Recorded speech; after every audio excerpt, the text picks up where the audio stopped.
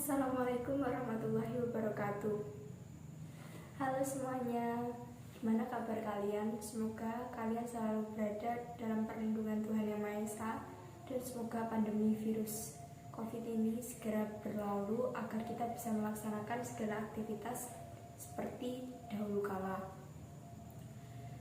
Kalian harus selalu menjaga kesehatan dan selalu menaati protokol kesehatan ya, agar kita bisa melaksanakan segala aktivitas seperti sedia kala. Sebelum itu saya mohon maaf kalau perkataan saya tidak jelas karena tenggorokan saya sedikit sakit. Mohon maaf.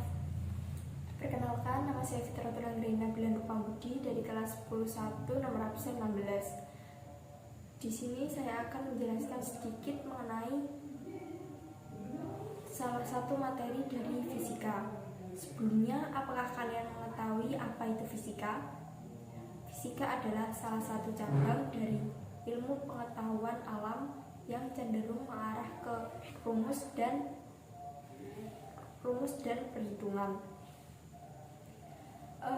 Di dalam ilmu fisika, kita harus teliti dan mencermati setiap hal yang kita pelajari.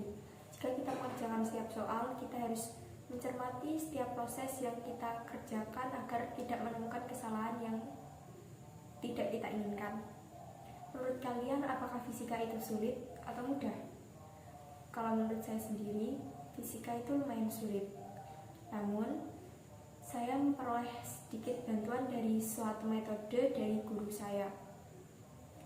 Metode ini dinamakan metode mind map. Mind map, apakah kalian mengetahui atau apakah kalian pernah mendengar apa itu mind map? Mind map adalah suatu bentuk pemahaman kita yang kita torehkan ke dalam gambar atau tulisan dalam bidang datar dengan tujuan agar kita bisa mengulang atau memahami kembali materi yang sudah kita pelajari. Hal itu membuat kita lebih mudah ketika kita akan menghadapi ujian dan ketika kita lupa dan ingin mengingat-ingat kembali.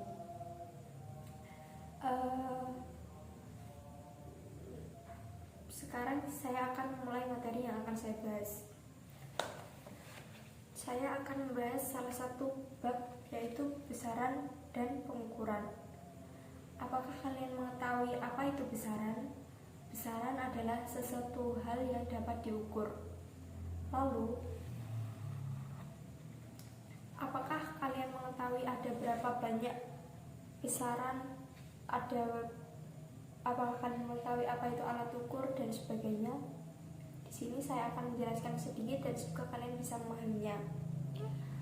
Ketika SMP dulu mungkin kalian sudah mempelajari mengenai bab ini. Mungkin SMP tidak terlalu banyak membahas, tetapi lumayan penting untuk dipahami. Yang pertama, jenis besaran. Besaran dibagi menjadi dua, besaran pokok dan besaran turunan. Besaran pokok adalah besaran yang satuannya sudah ditentukan terlebih dahulu dan tidak diturunkan dari besaran lainnya. Besaran terdiri dari 7 jenis. Yang pertama, panjang. Panjang memiliki satuan meter. Yang kedua, massa. Massa memiliki satuan kilogram. Yang ketiga, waktu. Waktu memiliki satuan sekon atau detik. Yang keempat, kuat arus listrik memiliki satuan ampere. Yang kelima, suhu. Apakah kalian mengira suhu itu memiliki satuan yaitu Celcius atau Fahrenheit? Padahal kenyataannya satuan dari suhu adalah Kelvin. Di dalam satuan internasional, satuan untuk suhu adalah Kelvin, sedangkan Celcius dan Fahrenheit adalah satuan tidak baku. Kita kita menganggap bahwa Celcius adalah satuan dari suhu karena kita biasa menemukan dalam termometer atau alat ukur lainnya bahwa satuannya tersebut adalah derajat Celcius.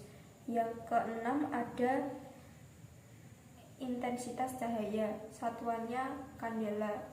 Yang terakhir ada jumlah zat, satuannya mol. Lalu terdapat besaran turunan. Besaran turunan adalah besaran yang diturunkan dari besaran pokok. Jadi, besaran turunan terdiri dari 2 atau lebih besaran pokok. Besaran turunan terdiri dari luas, volume, percepatan, gaya, massa jenis, lalu tekanan, usaha dan energi, momentum, daya dan kecepatan. Di dalam fisika, kita akan mempelajari suatu materi yaitu dimensi.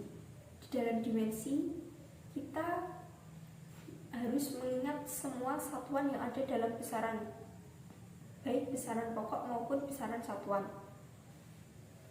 Jadi di dalam fisika, tidak hanya menghafal rumus, tetapi juga harus menghafal satuan. Lalu terdapat alat ukur.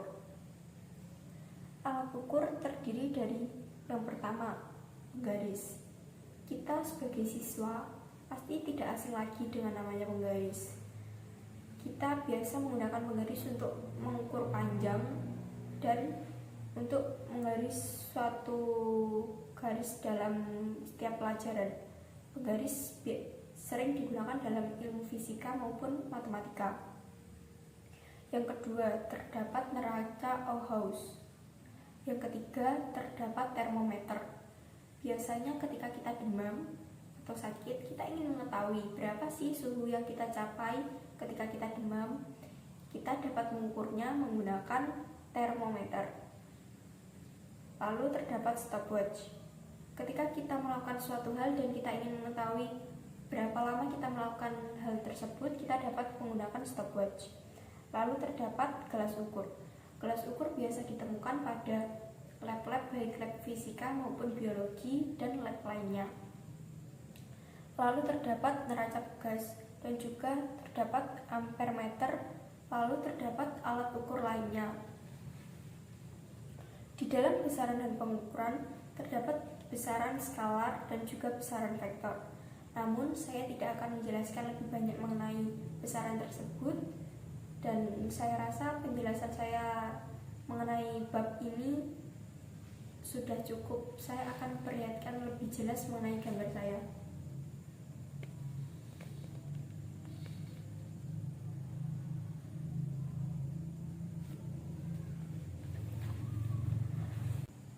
Mohon maaf jika ada salah kata. Sekian dari saya. Wassalamualaikum warahmatullahi wabarakatuh.